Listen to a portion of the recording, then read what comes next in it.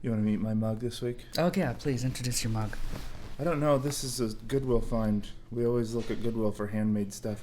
And the reason is, see how giant this handle is? Right. It's perfect. You can get a whole fist in there. It's Wow. like a little heart between the mug and my hand. Nice. I think we got this one at Salvation Army up in Saugus. I think you can tell how professional the mug is by how tiny the handle is. Yeah. Yeah. That's made by a child. You're supposed to grab it, right? Yeah. That's right. Okay.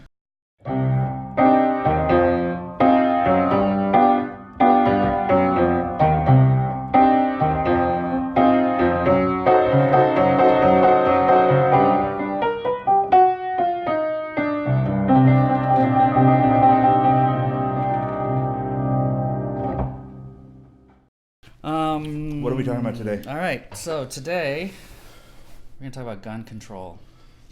Shoot 'em up. Shoot 'em up. Which is fitting. There was just this Texas shooting. Yeah. I've been memeing like crazy about it. It's bad for me. Gun control yeah, advocate. It's Anyway. bad for me because it's Christians shooting people. And it's bad for it. Is it good for anybody? No. No. So welcome to Talking in the Chasm, compassionate, controversial conversation between best friends. Holy man. And atheist. I'm Matthew. I'm Felix. And we're glad to be here. All right. So let's just start.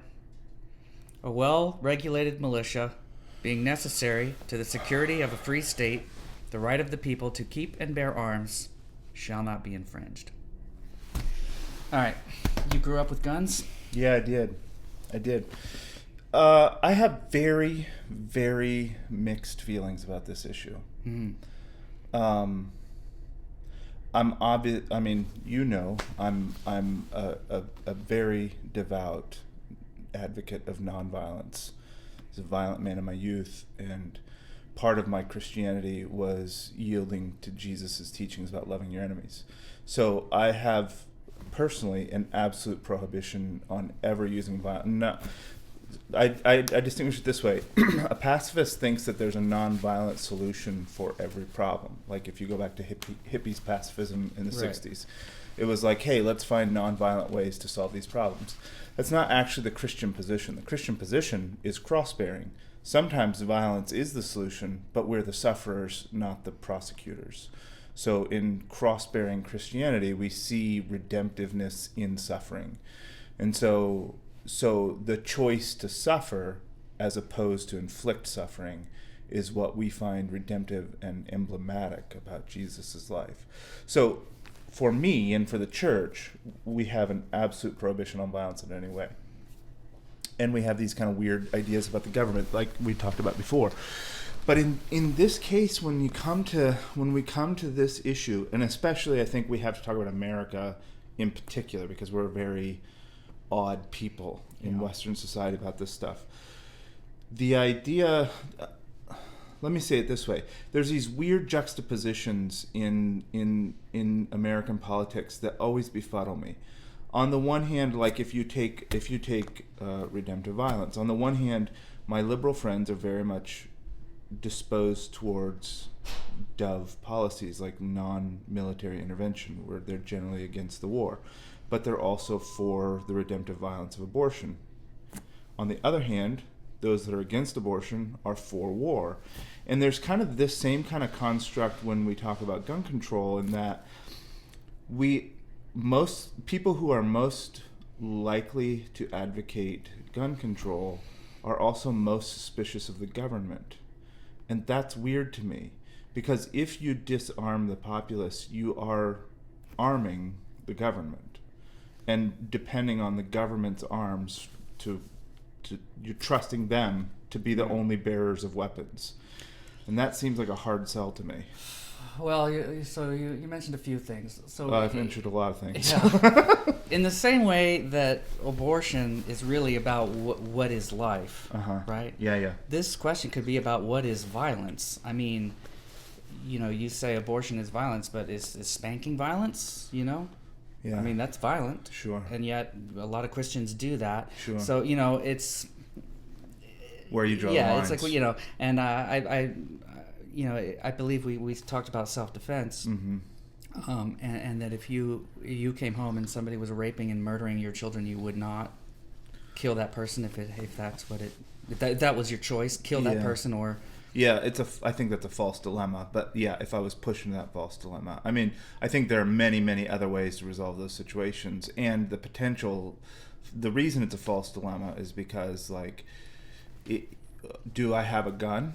No. Okay, pretend you have a gun. Well, am I good at shooting? No. Well, how likely am I to shoot my child? Or my neighbor, or a million other things. Let's not talk about that. Let's talk about they're attacking your wife with a knife. And you go, I would get in the middle. And you get in the middle, and you fight, and then you somehow get the knife, and he's still beating your wife, and now you have power to stop it. Yeah. You know what I mean? Yeah. I mean, it's like. Yeah, I'm an absolutist about this. I don't know how all the implications work. Yeah. One of the most famous cases that maybe more people know about. Oh, it wasn't even the movie. They did that movie Hacksaw Ridge about Desmond Doss.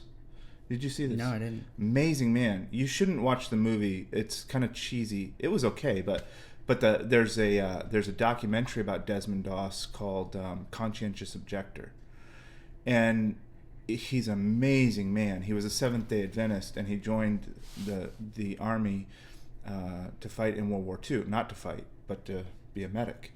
And he felt like it was a good war. He just wasn't going to use violence. Right. So he went in as a medic. It's an amazing, amazing story.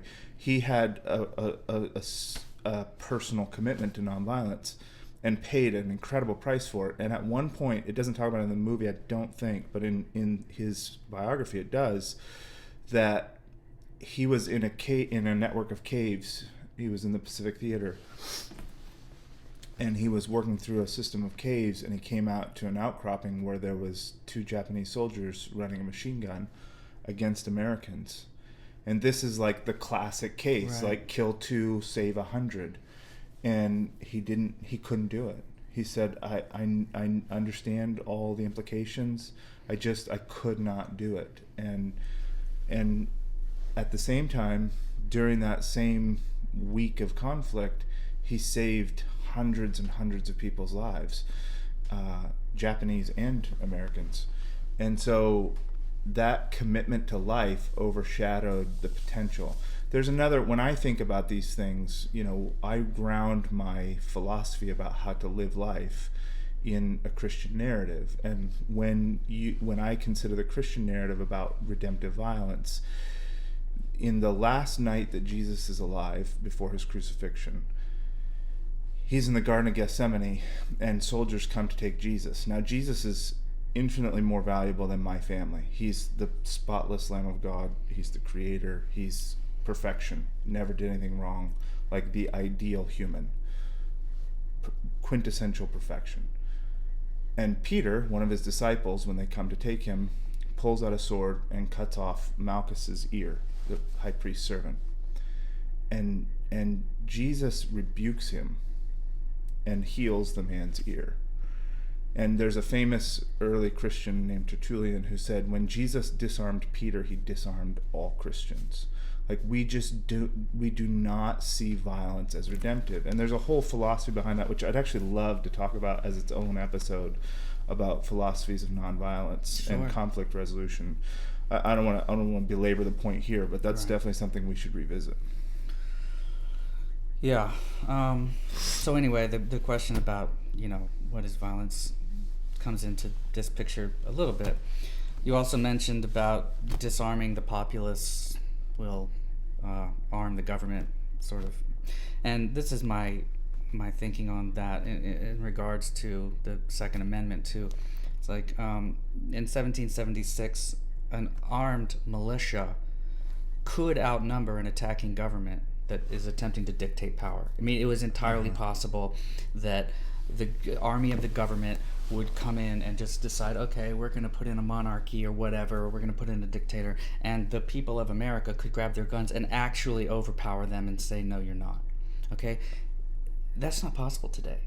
It is not possible. I mean, to say, if we were really talking about we are protecting ourselves against a rogue government, then we should be able to have tanks, nuclear missiles, attack helicopters. I mean, nobody's saying that in the Second Amendment. They're not saying I have the right to nuclear armament. I mean, the government has it. Why shouldn't I have it? I should be able to fight the government. So I should have attack helicopters. So I don't understand that mentality of you're not going to overpower the government with your handgun. It's not going to ever happen. I beg to differ. Really? Yeah. And I think that I often hear this from people who are not a part of gun culture and don't understand militarization. I think that you're absolutely wrong. And I can prove it. People with AK-47s have fought off both the Russians and the American government for almost 40 years now in Afghanistan. Improvised explosive devices and AK-47s have held off the entire Russian army and the entire American army for over 30 years in Afghanistan. Okay. Vietnam was an insurgent war. Iraq was an insurgent war. Look at all the damage that was done by an insurgent army. Now you have over 1 billion rounds of ammunition in people's homes and hundreds of millions of firearms in American homes today. That's a huge, huge military contingent, and they could fight an insurgent army against the United States. I think it's a matter of commitment. I mean, sure. Depending on the government in Afghanistan isn't going to bomb the whole place. They're not going to, yeah. Well, would those Americans and their hundreds of millions of weapons unite enough to have a common enemy with the government is a big open question. It would depend on what was happening. The word regulated has changed its meaning over the past few hundred years. I mean, regulated used to mean disciplined. They were out doing exercises in the disciplined. common. Yeah. And now that means more, laws and stuff. But I mean, we're not. There is no disciplined militia. There isn't one. So well, there are some, but you don't want to know them. Should be able to, yeah. Yeah, but that's just a weird argument for me in this day and age, that we need to have guns so that so that we can fight off a dictator that wants to take over America. Yeah, I don't think that's too much of a stretch for me. Yeah, I would. For me. That's actually the one argument in favor, I think, still of gun ownership in America. Now, maybe I'm biased. I was raised by a father who taught me that, but I think there's enough precedent in insurgent campaigns. And in fact, when America fought the British, it was an insurgent campaign. Hey, this is a fascinating little subplot. I was always taught in history class and in my church, sadly, that America's victory in the Revolutionary War was some kind of divine fiat, like God was on our side. That's how we upstarted against the greatest military empire in the world, and Britain certainly was, although the Dutch soon would be on their heels. But nonetheless, it was a great military empire. Sunset never set on the British Empire. So these ragtag, farmer colonialists throwing off it was a classical insurgent campaign, and it's fascinating when you peel away some of the mythology around the revolution. Like, for instance, the British, what happened with the British in America was exactly what happens with the Americans in Iraq and Afghanistan. The British military could take any city they wanted, anytime they wanted. They just could never keep it, because you had to be there and be present and keep. You could never occupy. You had to have soldiers on the ground. So if you wanted Boston, you could take Boston if you were willing to commit the resources. But the second you let up, they're right back. And that's how insurgent campaigns work. And it's why it would work again if there was an insurgent war, civil war in America. I'm not advocating that. I'm just saying it is possible with hundreds of millions of firearms and billions of rounds. Obviously it would depend on how it played out. I mean, if for instance, our idiot president decides, I'm going to be a dictator, and then you have half the country that says okay, then we're talking about something very different than if Congress one day decides, okay, we're going to be a dictatorship. If you play that scenario out, I mean, it's not that implausible that you have the liberals who want to impeach Trump and all the conservatives with all the guns who say no. So you would literally have the government against the people. Yeah. You don't have guns. Your neighbors don't have guns. Right. They're not in Cambridge. Yeah. This isn't the place where the fight would be. But anyway, my That's not one of my worries, honestly, is that the government's going to take over and try to be a dictator or dictatorship or something like that. I mean, my worst fears came true, and this guy became the president, and we're still around. Yeah. Life goes on, so one of my fears is not that the government will try to take us over, and so I don't think... It's not my fear. I don't think it's very important that we guard against that. You know what I mean? Like, I think the damage that guns do is more than the comfort potential you would get by being able to overthrow your government if it were to try to take you over. That's, my thing. But I think it's important, though, especially for what we're doing here, because I'm very sympathetic to that view. But I also understand that I can play devil's advocate with that. Like, you're an urbanite liberal. Like, you don't live in rural America. You have police that will show up, and I called the police when I called 911 when my baby quit breathing. I had police in my door in 3 minutes. When I lived in Oregon, a police call like that would have resulted in somebody showing up, probably not the police, probably more of an ambulance or volunteer firefighter, in about 23 minutes. And the difference between 23 minutes and 3 minutes is life or death. Is a huge deal. And so if you live in rural America, and the idea of some meth head breaking into your house, the idea of home defense is a different calculus than it is for you and me. Right. I mean, many people would say that 3 minutes is too much, but nonetheless, we have accessible help and neighbors and all these things, and it's a different calculus when you're living.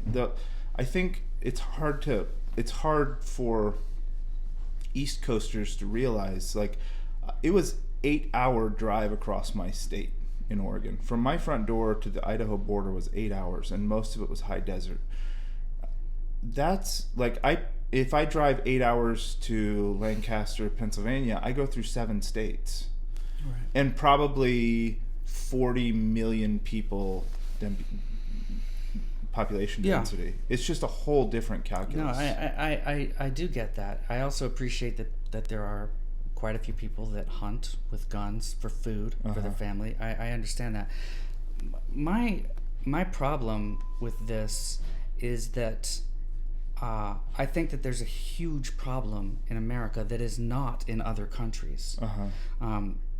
True enough. So every time there's a shooting, a school shooting, the Onion runs the same headline every single time, and that headline is, "No way to prevent this, says only nation where this ever happens." And it was really funny the first time I read it, and now it's just kind of sickening because we're just not doing anything, And my main thing is I'm not happy with the situation that it is right now, and I'm not alone in that dissatisfaction with the murder rate and the killing and the school shootings that happen in this country that don't happen in other countries. And so if I'm not alone in this sort of frustration, I just want to try things. I just want to do something, Can't we just see what it would be like if we decided to outlaw tactical military guns or, whatever? Well, we did that. What would happen if we decided, okay, nobody gets a gun, nobody, not even cops? Or what would happen if we decided, okay, everybody gets a gun, there's no sort of restrictions whatsoever? I mean, try different things, and can we just work on this problem? Because it's right now, these little tiny measures don't really do anything. So I want to talk just briefly. People use Japan as a big example, right? So they say... because there's no weapons there? I took some notes. No guns? No, there are guns, but here it is. Okay, in 2017, there were 346 mass shootings in the United States. 346. That's almost one every single day. And there were 15,549 gun deaths. Okay, in Japan, 15,000, but we don't know much about that, right? Like, what are the definitions of a mass shooting and the gun deaths? How many of them are self-inflicted? Oh, yeah, no. That's part of the that's the problem. We're including that in the equation. That is part of the problem. Is suicide. Okay, because I think that's a huge part we can of that talk number, about that right now. But most people who commit suicide do it out of some emotional trauma that impulse. happens in the instant. Yeah. And a gun is my wife left me or my child. Extremely successful at killing you. Yeah. And most of those people, a huge percentage of those people, would not kill themselves were if they didn't have access not to a given gun. that opportunity, or if they had a knife and they tried to kill themselves and they survived, they would continue to survive. Well, it takes a lot more willpower to hang yourself or stab yourself or cut yourself very much, than yes. it does to pull a trigger. That's right. So I consider that as part of the problem. Okay. But anyway, so we're going to say 15,549 gun deaths in the United States in 2017. In Japan in 2017, there were 3 gun deaths. All right, so Japan's 1/3 the size of America, so let's just multiply that by 3, they're 9, okay? That's what I was going to say. What's the population difference? Yeah. That's outrageous, okay? It's 9 gun deaths versus 15,000, but okay. It's a huge, manifold difference. That's different. But there's so many factors that go into that. You can't say it's lack of gun. You can't just say it's lack of guns. I mean, there's a complete cultural difference. In the 50s, after World War II, Japan decided we're not going to be a violent culture anymore. They outlawed guns, nobody has swords in their house. I mean, there's more Japanese swords on the wall in America than there are in Japan. I mean, it's crazy. They're just like, okay, we're well, that one prime minister cops was don't carry assassinated guns. with a sword, right? Yes. That's crazy. So cops don't carry guns, whatever. So you can have a gun in Japan, and here's what you have to do, okay? If a Japanese person wants to own a gun, they must attend an all-day class, pass a written test, and achieve at least 95% accuracy during a shooting range test. Then they have to pass a mental health evaluation, which takes place at a hospital, and pass a background check in which the government digs into their criminal record and interviews friends and family. They can only buy shotguns and air rifles, no handguns, and every 3 years rifle? And every 3 years they must retake the class and the exam. Every 3 years. So okay, you can own a gun, but I mean, So the result of that is 9 gun deaths a year. But okay, the culture's totally different, which is why I like to talk about Australia. Yeah. Because Australia is a very company, freedom-loving. Yeah, is a country of It's about as close to America as you pioneering can get. go-getters and criminals and everything, okay? So Outbackers. Yeah. So in 1996, a 28-year-old man killed 35 people and wounded 18 during a shooting with machine guns or whatever. 18 weeks after, and then the government decided to do something like what I'm advocating. Try something, okay? They tried something. It worked there. Maybe it wouldn't work here. I don't know. But they decided 18 weeks after, the government banned semi-automatics and other military-style weapons. All right? So you could still have certain types of guns, but revolvers. Yeah. So in 2014, there were 32 gun deaths all year. All right. Australia has 24 million people. So and then I wrote down this. I looked up. People use Chicago all the time as an example, and I'm not using that because Chicago has lots of other issues that contribute to the gun violence. So I just picked Louisiana because it was very high, and I thought, well, it's one of the highest murder rates in the country. But I decided to use that as an example because it has one of the most lax gun policies. You don't need a license. They have the no restrictions on high capacity magazines. It's as free as it can possibly be in this country. Okay. So in 2014, Louisiana had, if you adjust it to Australia per capita, 4,632 gun deaths. Okay. As to 32 in Australia. Gun suicides in Australia dropped 80% in 2015. That's probably the biggest life-saving. 22,103 Americans shot themselves to death in 2015. 22,000 people shot themselves to death. And I'm just saying, if there weren't guns, a huge percentage of those people would still be alive, and maybe on antidepressants, and maybe I didn't have a gun, and when I tried to kill myself and it didn't work, I just thought, okay, next time I'm using a shotgun. That's it. Had I done that the first time, I wouldn't be here. I'm a happy person and everything worked out. We've talked about that in a previous episode, but that ability to take that emotional decision and finalize it is something I'm not super happy about. And then the last thing that I wrote down here is that, to me, Sandy Hook marks the end of the American gun debate. Because if a room full of 20 dead 6 and 7-year-olds can't sway your opinion, nothing will. I mean, we have just accepted it.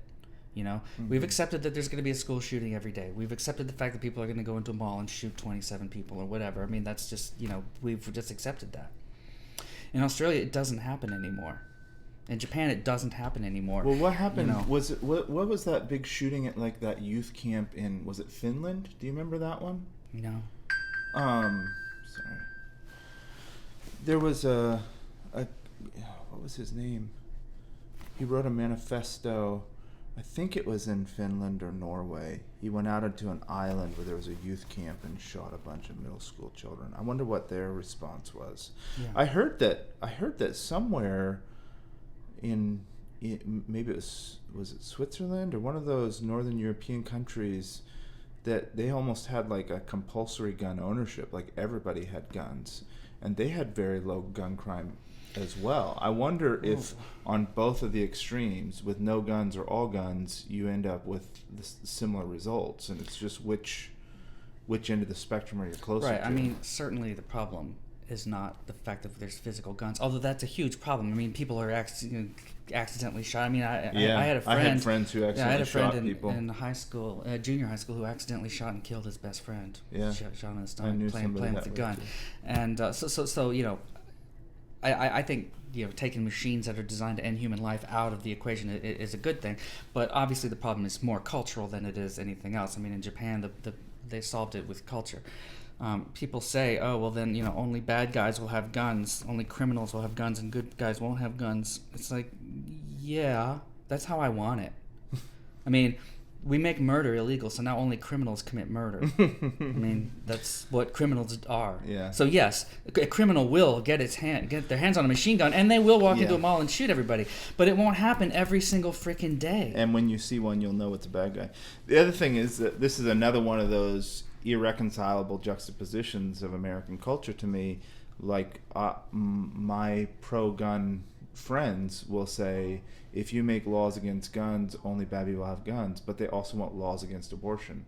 Like, well, which is it? And that runs both directions. Like, if we're going to appeal to laws for anything, then you have to apply that across the board. Like, if my pro-gun friends want laws against abortion, then you can't make an argument that laws against guns are only going to enable bad actors to have guns. Right, except we talk about abortion as being, is it life, is it not life? That's a separate I'm just issue. saying the application of legal laws, restraint. Right. Do we want the government to tell us what we can and can't do? Yeah. And if so, and I understand that. One thing that kind of blows my mind is this romanticism of the Old West. Yeah. I don't want to walk into a bar where everybody has a gun on their hip and there's no freaking law. I don't want that. I mean, I can't believe that people think that that's romantic. That you're going to walk around with a gun and do good. I don't know about the do good part, but there was a time in my life when I was around a lot of firearms of bad actors, and you have to be a certain kind of person to enjoy that atmosphere. Like the danger and the thrill and the potential incitement it does something to a breed of people. I don't think that our society should be built out of those people. Well, it's really bad. I mean, we talked a little bit about this in economic materialism and also in the police, but it's sort of a shortcut to power. Yeah. It's like, people just, it's all about power. You want power, and whatever it costs. And I mean, you pull out a gun, you're the most powerful person in the room all of a sudden. That's just such a shortcut. It's so easy. It's like, wow. Yeah. And I get that. And that feeling. So I think I'm not I'm not as generally trusting of the government, I think, as you are. I'm pretty suspicious, but I consider, I think that's a unique perspective to me. I don't expect other people to feel that way. When I look at places that have like that Japanese system and structure, Germany would be similar, and I don't know how they are with gun control, but the government imposing its will over the individual, like the societal versus the individual. That's really what's at the underlying cultural component of the difference between America and Europe and other places. I do wonder about the Australian example, because I'm wondering how you got all those roughnecks from the outback to go along with this, because we have millions of those people too. They had a very generous buyback program. That's how they did it? That was how they did it. And it was beer money. It was really big. Yeah. It was a generous buyback program. And stiff penalties? Yeah, I suppose. I don't know. Yeah. I mean, I don't know how. I think if we're not going to have Sandy Hook, there's a couple options. You have to change American culture. I'm not well, that goes optimistic without saying. about that. I mean, that's the solution to 90% of what we're gonna ever talk about. Or you have to get. Here's an interesting construct. The conservation movement is an interesting movement.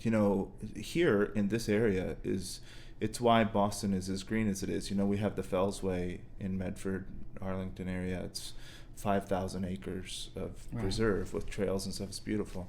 And one of the things I was surprised about when I moved to the Boston area is how green it is and how many opportunities there are for. Well, they had Olmsted to do the Emerald Necklace. And, yep. There's lots of really beautiful parts of the city, and it's because, in part, Thoreau and the Alcotts and this early American naturalism movement had its intellectual roots here in the Boston area, and I don't know how far that took off, but when conservation got big was under Teddy Roosevelt, who was a hunter.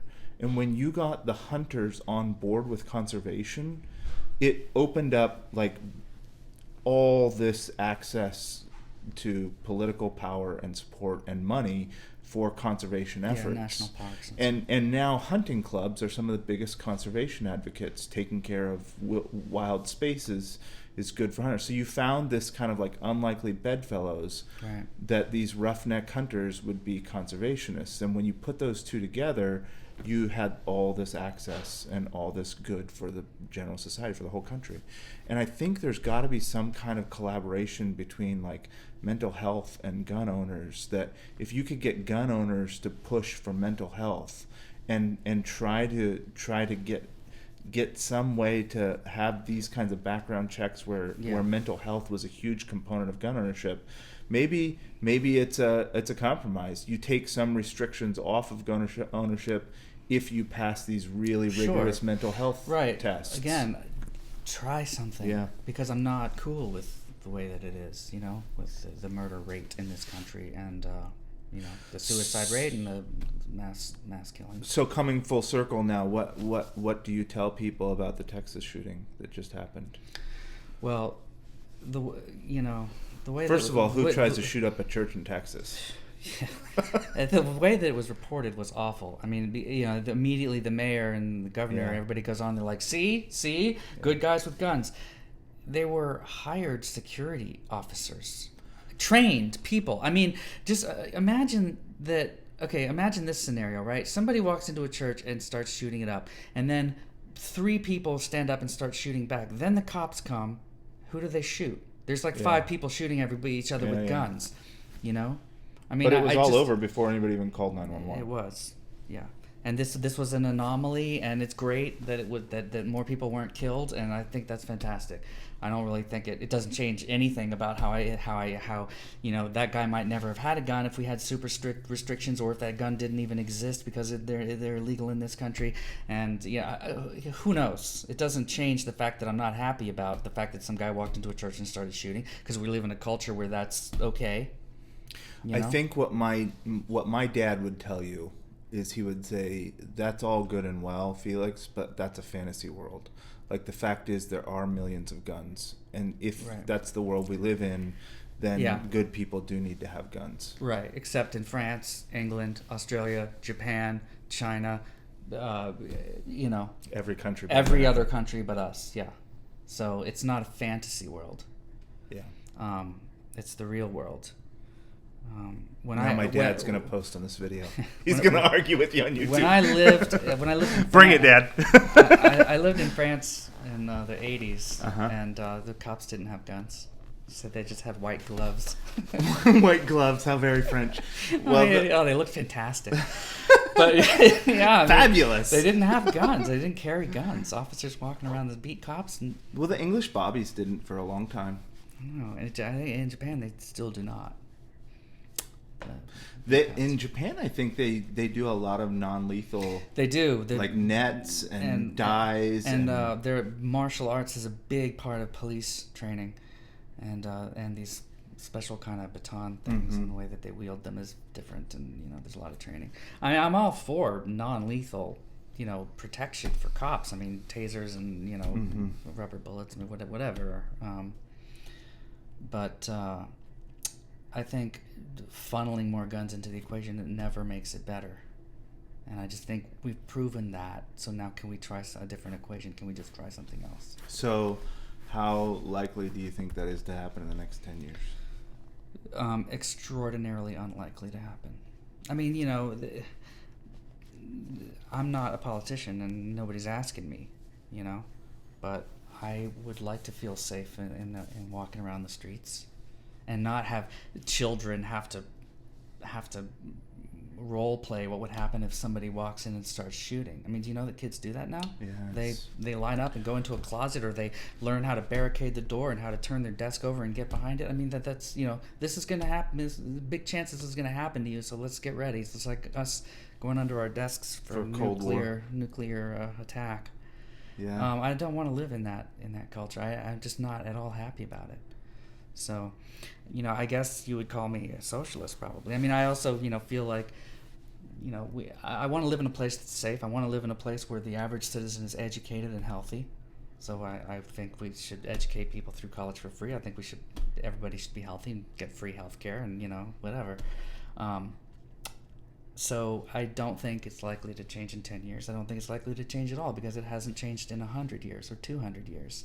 And people just keep clinging to this Second Amendment as if, okay, this is our right. You're going to take away one of our rights. Well, it is. It is, yeah. I mean, that's what you have to deal with. Right. And I'm cool with it. Yeah, I think it's better to put it in those frank terms. I think it's better to say we think it shouldn't be a right. Right. I don't think that raping people should be a right. I don't think there's a lot of things, because I used to be more libertarian. I mean, I used to say, just as long as you're not hurting somebody else, do whatever the heck you want to do. I mean, who cares, right? But the fact is, most people are not compassionate, thinking, individuals who understand how to de-escalate situations, how to think critically. I mean, unfortunately, the average person just isn't like that. We don't teach that. Especially under stress. Yeah. So every now and then, the government does need to tell you what to do. Yeah. Since we mandated seatbelt laws, we've saved millions of lives because people won't do it. Yeah. Unless the government says you have to do it. Helmet laws. The same thing. So people aren't going to necessarily make the best choice for themselves. Maybe the way to say it is that some choices are better made at a corporate level. Or sometimes a rational discussion of a society yields better results than each individual choosing for themselves. Right. Sometimes decisions are made better as a collective. Right? Yeah. As a collective. I believe that. I think, kind of a wrap-up thought, the best appeal that I've come across is, I remember I was working on a job somewhere. I don't remember where I was, but I can see it in my head. When I heard about the Nickel Mines shooting. Do you remember the Nickel Mines shooting? No. It was an Amish schoolhouse. It was a horrific shooting. And it was a man that had gone into an Amish schoolhouse, and he was going to tie up all these girls and rape them and murder them. Just, the stuff of nightmares. And I don't remember if it was 6 or 9 children that were killed, and then he shot himself. And what what stands out to me about that particular shooting was that I was at work when I heard about it, and I heard about it from friends because that was a place that I knew. And it was a culture that I knew, and it was a people, like, I didn't know anybody at that schoolhouse, but I knew people who were close friends who lived in that community and who were there that day and who were trying to comfort their Amish neighbors about all that. And there's some amazing stories that came out about forgiveness from the Amish community there. But that, when I heard that news, like, I had to stop work and I had to go outside and cry. Like, how is the world this broken? How does this happen to how can it be? Right. And when I was really broken about all that, the next thought that hit me like a wave was that was about the third shooting in a school within as many weeks. And I was like, I felt guilty because this one broke my heart. Right, but the others you didn't. But it broke my heart because it was people I knew about. Can identify with. And it took 3 school shootings to get me to a place where I could shed a tear about it. Mm-hmm. And I think the question for the gun community is that it's if you want to preserve gun ownership in America, if it's hunting and home defense and all these things, then instead of fighting every good intentioned person who's saying we can't have these kinds of things happening anymore, there needs to be a collaboration to figure out how to keep these things. Help us figure it out. Yeah. If you're a pro-gun person, help us find the solution. Right, you're the gun community. We'll listen to you about guns. I mean, liberal people say stupid things about guns all the time because they don't understand them, they don't know them. Right, and this stuff about just spouting facts, I mean, it doesn't make any difference. I mean, this is an emotional issue. Yeah. And saying, however many people get shot. I mean, but what does the number 15,000 mean to you? Can you picture 15,000 marbles? I can't. It's an insanity. More than 50 marbles? Whatever. Could be a million. Yeah. So, I think what we've come up with as far as a solution is that we need to all talk together as a community, and that would be the gun community would be a huge part of that. We have to find a way that the gun community feels empowered to be a part of the solution that everybody wants, because the gun community doesn't want school shootings. Nobody wants that. I think there's a lot of different ideas about what the solutions are, but if we can incentivize gun owners to come up with real solutions to that problem. Right. Would a person that wants to own a gun have a problem with a very extensive background check? Would they have a problem with, mental health? Well, they have. I think we need to. But if I was charged with finding an answer to that problem, I would say, how do I incentivize the gun community? Like, what's the compromise? Yeah. What are we going to let them have cannons or full automatics if they'll pass this super rigorous mental health check, and then you can blow 1 million rounds at a target range all you want? Open something up so that there's something on the table that gun community would like. Right. I mean, I think that that nobody agrees that driver's licenses are a bad thing.